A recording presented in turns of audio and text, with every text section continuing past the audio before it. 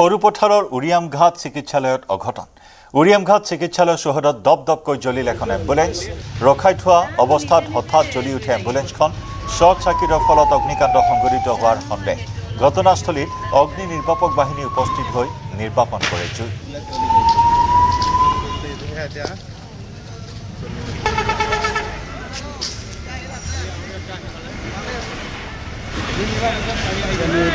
যে উৰিয়ামঘাট আদৰ্শ চিকিৎসালয়ত ৰখাই থোৱা অৱস্থাতে এখন কাৰিকৰী বিজুতিত প্ৰায় জ্বলি গৈছে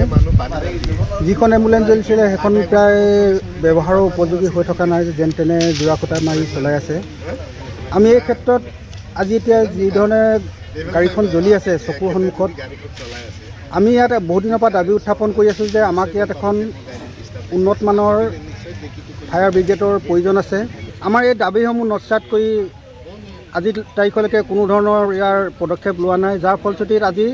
এই উৰিয়ামঘাট আদৰ্শ চিকিৎসালয়ত জৰাজীৰ্ণ এখন এম্বুলেন্স আছিলে সেইখনো এতিয়া এনেকুৱা এটা পৰ্যায় পাইছে জ্বলি গৈছে সেইখনক নুমুৱাবলৈ এখন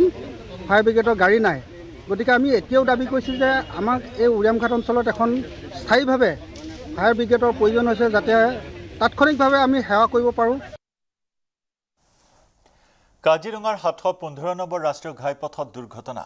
বাগৰিৰ ৰাষ্ট্ৰীয় ঘাইপথত বাগৰিল ট্ৰাক দুৰ্ঘটনাৰ পাছতে ব্যাহত হৈ পৰে যাতায়াত ৰাষ্ট্ৰীয় ঘাইপথটোত সৃষ্টি হয় তীব্ৰ যান-জঁট